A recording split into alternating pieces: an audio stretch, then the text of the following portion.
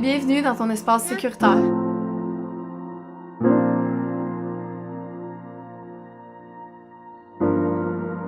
J'ai le secret ultime, c'est le travail sur toi.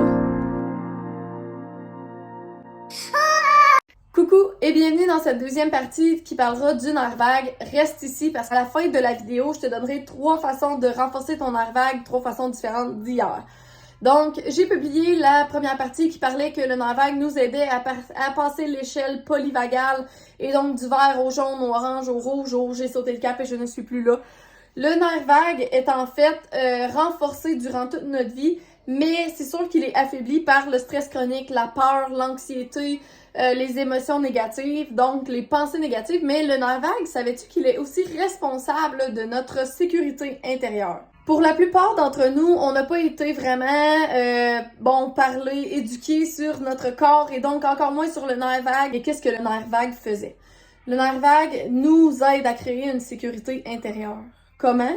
C'est que dans le fond, quand notre nerf vague est renforcé, il nous aide à créer la sécurité intérieure en nous aidant à passer à travers des situations qui sont stressantes, qui sont anxiogènes ou qui sont frustrantes de façon calme et régulée. De 0 à 7 ans, en fait, on s'est fait punir, on s'est fait réprimander, on s'est fait humilier, on s'est fait peu importe quel type de parentalité qu'on a eu ou encore on a eu aucune limite, nos parents étaient vraiment permissifs.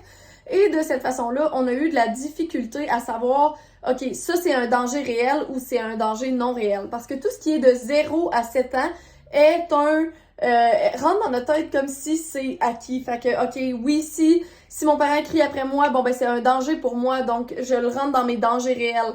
En grandissant, on est capable de se défendre, mais on oublie pas comment on a été traité puis comment on s'est senti. C'est ça qui fait qu'on est encore déclenché par les comportements de nos enfants quand ils ressemblent à ceux de nos parents. Donc, par exemple, un enfant qui se serait fait crier après ou se fait mettre dans sa chambre quand il était petit, maintenant, en grandissant, quand il se fait crier après, il réalise « je ne peux plus être cette personne qui se fait crier après » et donc a tendance à répondre par les cris parce que c'est ça qu'il a connu, c'est comme ça qu'il a appris à gérer son nerf vague, à voir que quand que son système passe de 0 à 100, il faut juste crier parce qu'on est en danger. Et donc, quand quelqu'un crie après nous, on a tendance à juste recrier encore plus fort. Tu sais, la technique de si tu t'en vas te battre, aie l'air de la personne la plus folle des deux. C'est un peu le même principe.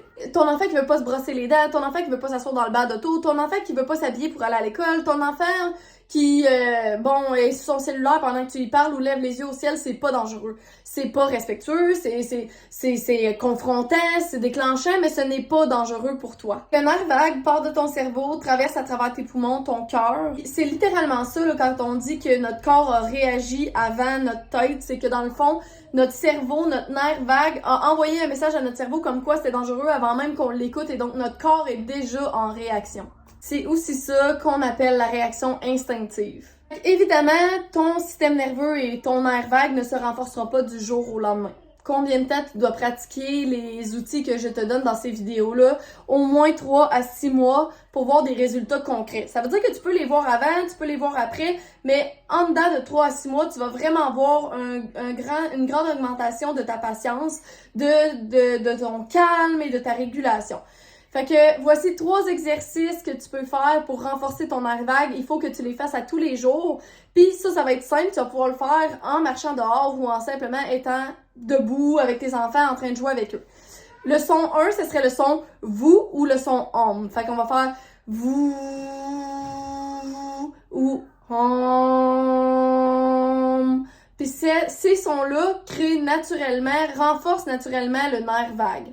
Le deuxième, en fait, c'est de se raconter des blagues puis de rire à gorge déployée. Ben oui, parce que rire, ça crée de la dopamine à l'intérieur de nous et donc ça nous calme, ça nous donne plus de patience puis des fois, la seule chose qu'on a besoin de faire, c'est rire. Même quand nos enfants, eux, on leur donne une consigne où on est en train de dire « Hey, on fait pas ça » puis qu'ils se mettent à rire. C'est souvent pour s'apaiser eux-mêmes, c'est pour apaiser leur nerf vague. Eux, ils le font d'emblée sans même qu'on ait besoin de leur dire parce que nos enfants, apparemment, ils comprennent beaucoup de choses de leur corps, beaucoup plus que les adultes. Parce que nous, on a été conditionnés un petit peu à oublier notre corps alors qu'eux, ils le découvrent.